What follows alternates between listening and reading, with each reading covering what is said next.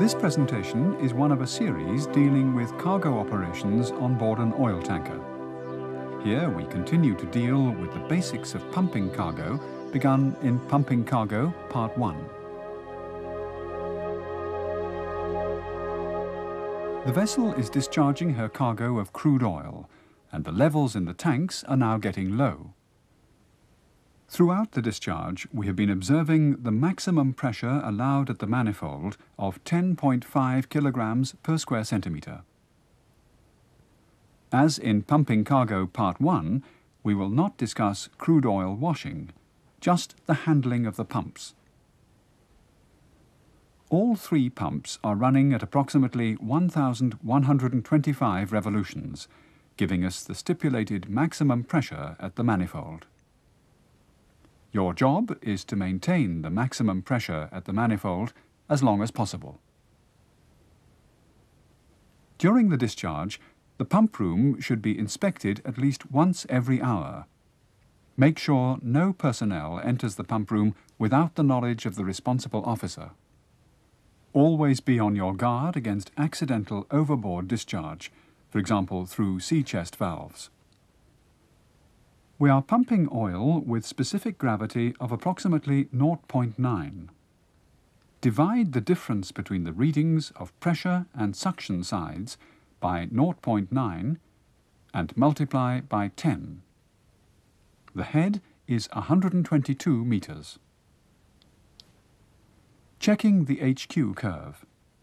A head of 122 meters and 1,125 revolutions gives approximately 3,100 cubic meters an hour. The high back pressure prevents you from reaching full capacity of 4,000 cubic meters an hour. Monitor the discharge continuously. The installation may shift to other tanks without notice, resulting in a different back pressure and a change of head. All pumps should run as long as possible at highest possible speed and with discharge valves fully open. Make sure pumps do not run over nominal capacity. As the levels in the tanks get lower, pressures will change and the capacity of the pumps will gradually be reduced. The pressure of the pumps will differ. This will sometimes create problems in running them parallel to the same line, as one pump may not give any flow. Consult the HQ curve to adjust speed and the pressures for optimum total capacity of pumps running in parallel. Note that these capacity curves are quite flat. These pumps are rugged. While running in parallel, they're not particularly sensitive to different pressures. Let's look at some of the factors which become important as the discharge nears completion. When you're pumping, some things work with you and some things work against you, symbolized here by a plus or minus column balancing on the suction side of the pump. All measurements are in meter liquid columns. This crude has a specific gravity of 0.9. Calculate every weight or pressure into liquid columns using this specific gravity. Remember, at normal atmospheric pressures, the manometers read 0. As we're talking here about absolute pressures, the pressure of the atmosphere must be taken into account. So, when measuring absolute pressures, we start from a vacuum, which is 0. The pressure of the atmosphere is about 1 kilogram per square centimetre. First, let's take a look at the plus column.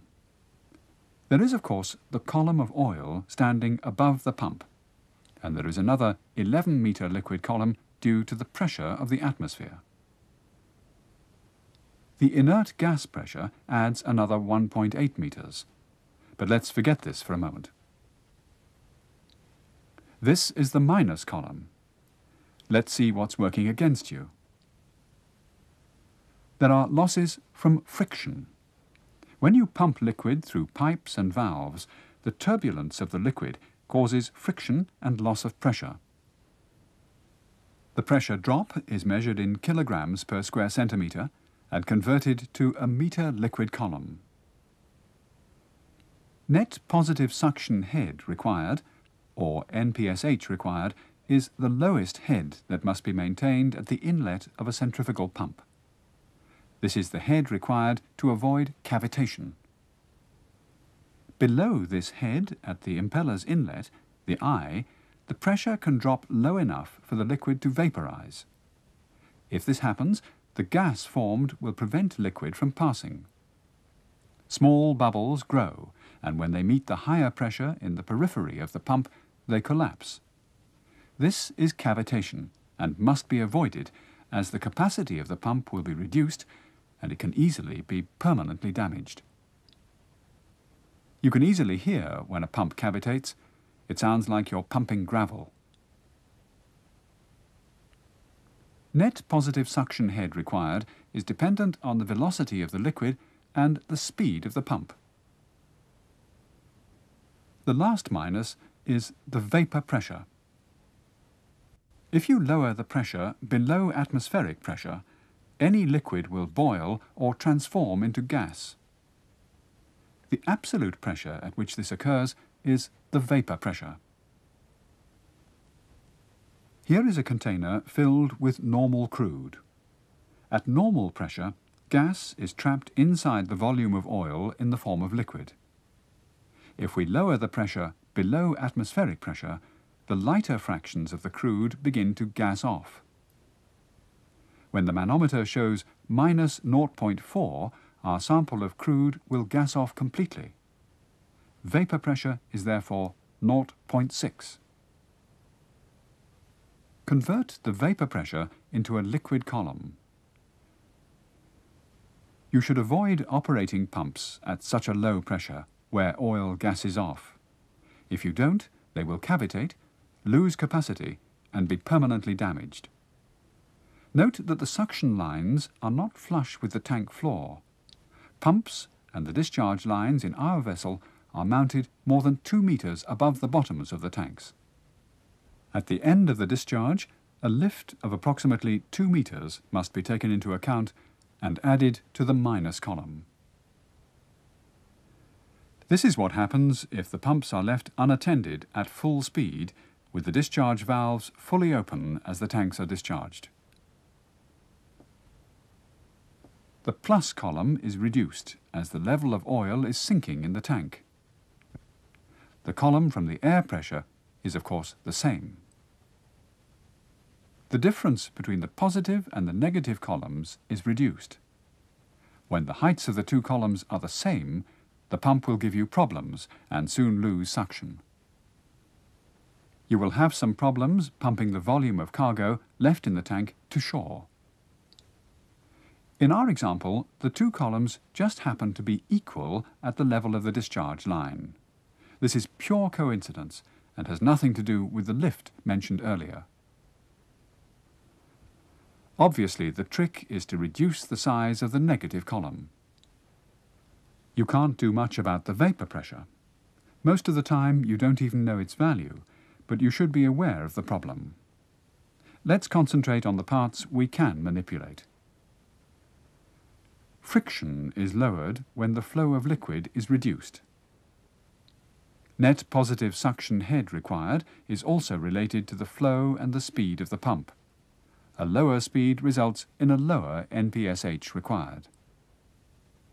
So, to reduce the size of the minus column, it looks like a good idea to slow down the pump. With lower levels in the tanks, the suction sides of the pumps need your attention. Keep an eye on the suction side manometers. Pressures will drop with the levels in the tanks. Remember, when the pressure at the suction side is below zero, you must add the readings of the suction and pressure sides to find the head. With most crudes, it's a good rule to slow down the pump when the pressure at the suction side is down to minus 0.3 kilograms per square centimetre. Gradually slow down the speed of the pump in such a way that the pressure is kept at this figure for as long as possible.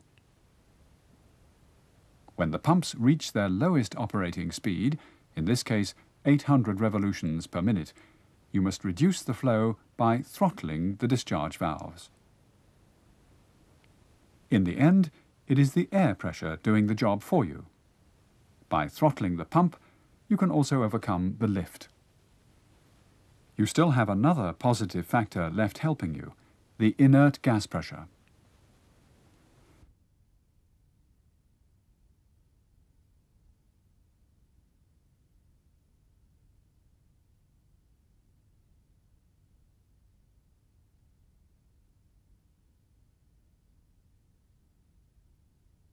In the end, there will not be enough oil to feed the pumps continuously. When a pump loses suction, close the discharge valve. The pressure will rise again, so open the discharge valve.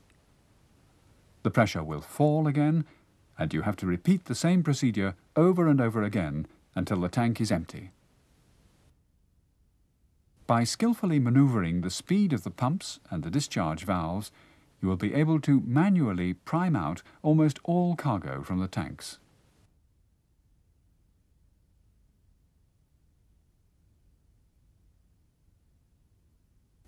It helps a lot if the vessel has a good stern trim.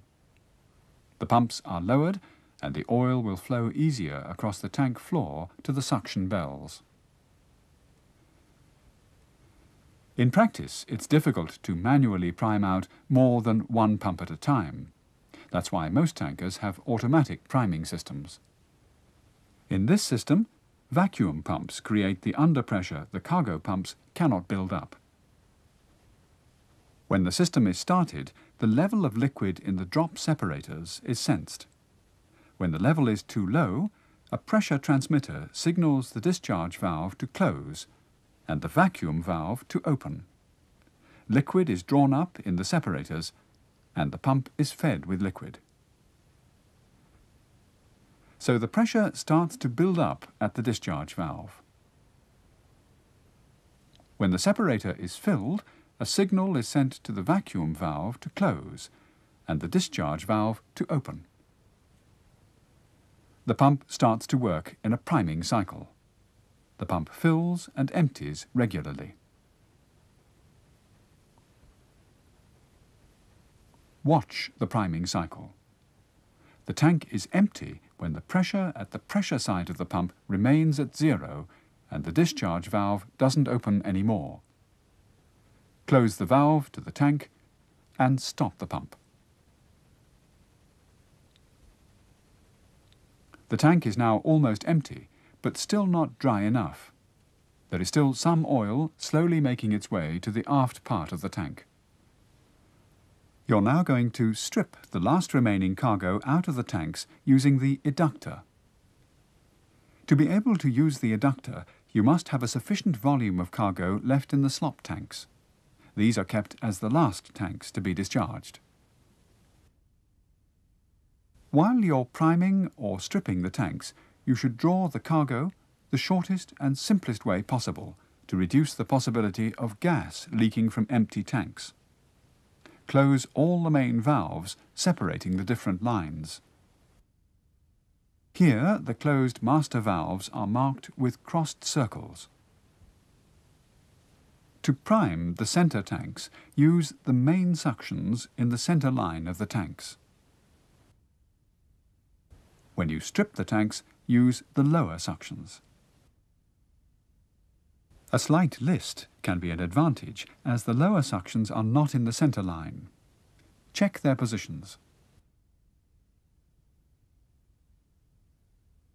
Stripping the cargo tanks dry with the eductor can take between 1 to 3 hours. This is an eductor. When the driving liquid passes the nozzle, inside the venturi, an underpressure builds up. An eductor will suck as long as the driving liquid is supplied at sufficient pressure. Here, cargo pump number 3 provides driving liquid to the eductor from the starboard slop tank.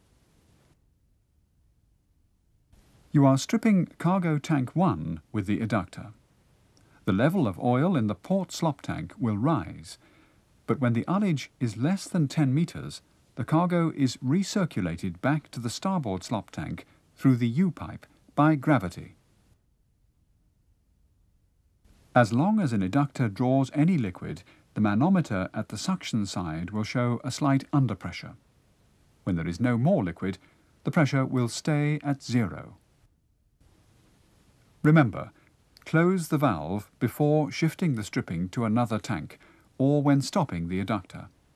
If you don't close the valve first, cargo may flow backwards into the tank. When all cargo tanks are empty and well stripped, you can pump the slop tanks to shore with cargo pump number 2. While you discharge the slop tanks with cargo pump number 2, drain the other lines using the stripping pump, pumping it ashore through the so-called Marpole line. On deck, the drop lines should be opened down to the main discharge. First, drain the risers above the non-return valves. Then strip the main cargo lines not in use. To be able to empty the lines completely, remember to let inert gas into the lines to avoid vacuum. Next, strip the cargo pumps. The last operation will be to strip the slop tanks with the stripping pump. Strip cargo pump number 2 and its lines the same way you did with the others. All cargo is discharged, and the cargo tanks are being inspected. Should there be a discussion claiming that the vessel is not properly discharged and well drained, you should offer to start the pumps to prove the opposite. It is a safe routine not to allow disconnection of the loading arms until the tanks are inspected and found to be empty and well drained.